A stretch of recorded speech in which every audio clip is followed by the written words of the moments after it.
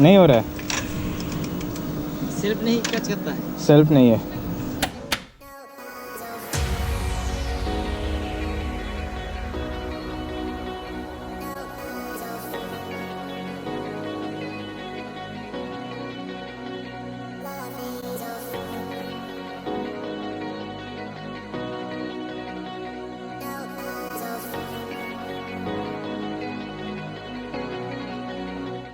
Hello and welcome back to the channel.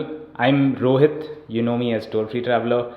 In today's video I'm telling you about my first experience of having a breakdown on my Royal Enfield, how it happened and how things played out.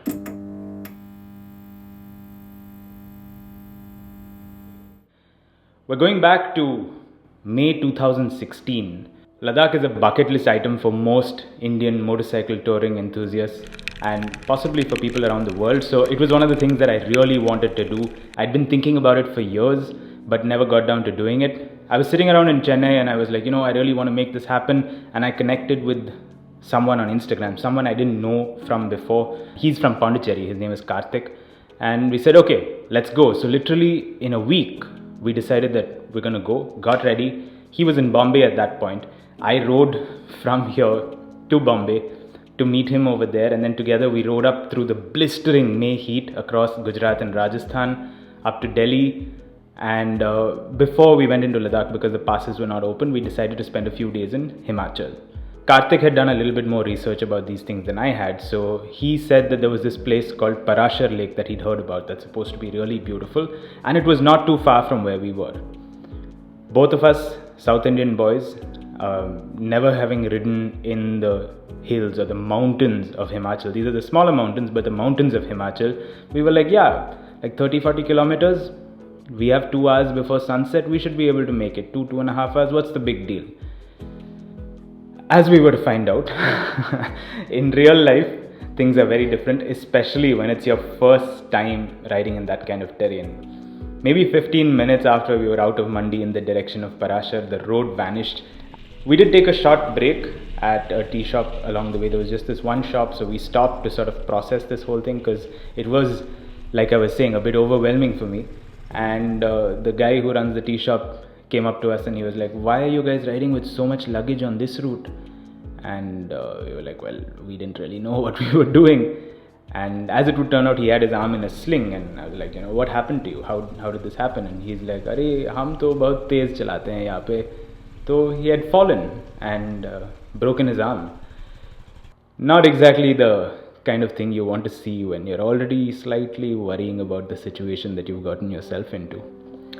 But we'd committed by then, and realistically, you need to at some point overcome your fears and overcome whatever's intimidating you. So we proceeded further. Obviously, it took us a lot longer to cover that distance than we could have ever expected. But eventually, we rode through this patch of forest and we reached the top. And it was just mind-blowing, It just opened out on these rolling hills with views of the mountains.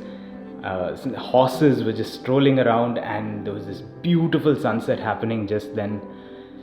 It made all the effort totally worth it. It was a truly special moment. There was a forest guest house over there, so we just went up there, and the caretaker was there. Nobody was staying there, so we asked him whether we could spend the night. He showed us the rooms in the guest house, but there was this beautiful lawn outside which ran to the edge. The guest house was on a hill above the rest of the area. So I asked him whether we could pitch our tents on that lawn outside, and he was okay with it, and obviously it cost us less money as well. We pitched our tents, parked the motorcycles right next to the tent, got into our sleeping bags. After like 2.5-3 weeks of riding across the whole of India, literally in the summer heat, we were finally in the mountains, and the weather was so amazing, and this location was so stunning.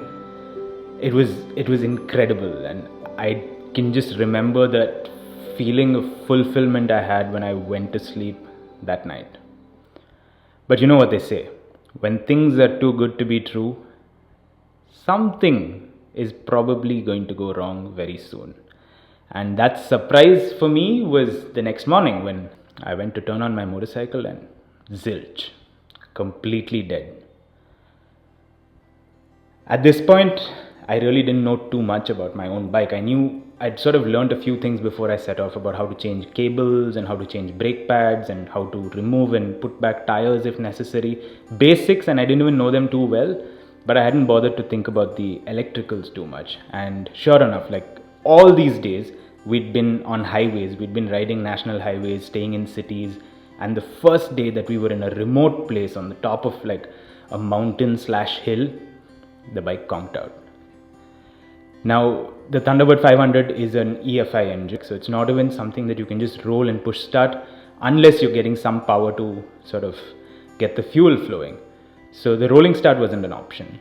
And if we had to just sort of come back downhill, rolling, we could do that if the entire route was just downhill. But obviously, as you know, most hilly roads, you're going downhill for a while, then you need to go uphill. And with all of that luggage, it was going to be impossible to push the bike. So we had to find a way to start the bike. And the process began. Kicking the 500cc is not an easy task. It requires like dedication. So I think this is like 5:36 in the morning, and I started kicking the bike, and I'm trying and nothing. And then Karthik tries and nothing. And then the caretaker at the guest house, he's trying, nothing. We're doing this for about 45 minutes, an hour. The sun is already coming up. And we're like, listen, we came all this way to see Prashar Lake. So whatever this problem is, it exists. This is our reality. Let's go see what we came here to see. So we went. And now we've got to climb. I don't know how far. Both the bikes are giving trouble. Mine, the battery is down and electricals are funny. His Ladakh carrier broke. So hopefully it'll start and we can go back down to where civilization is and get stuff sorted out.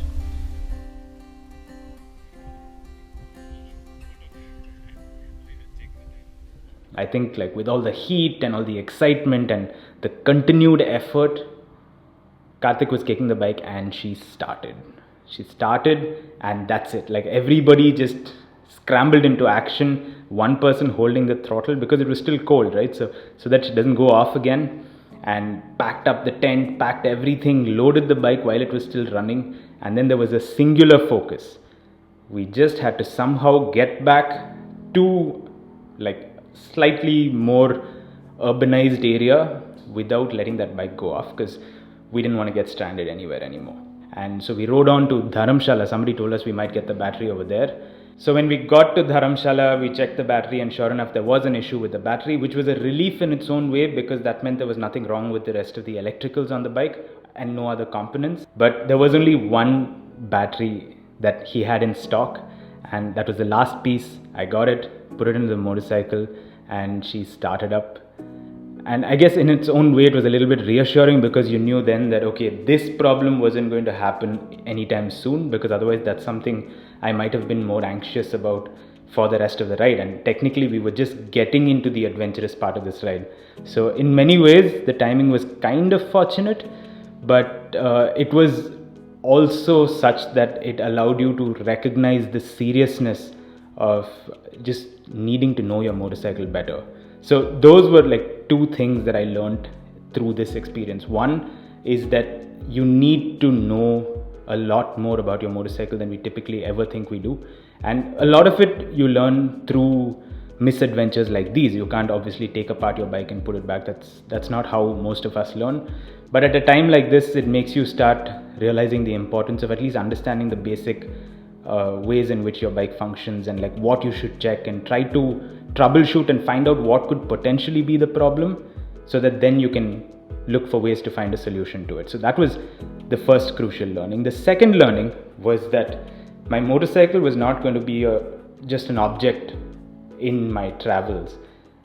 It was a character in this story. Clearly, that realization struck me, that no matter what I might have planned, what my agenda for a trip might be, there was this other character that was going to either decide that we go with the flow, my flow, or put up a few tantrums that was totally going to change, maybe define some of the most memorable moments of the trip, or really complicate life. But that realization also makes you a little bit more humble to realize that your motorcycle is more than just something that you're using, but actually a partner on an adventure like this.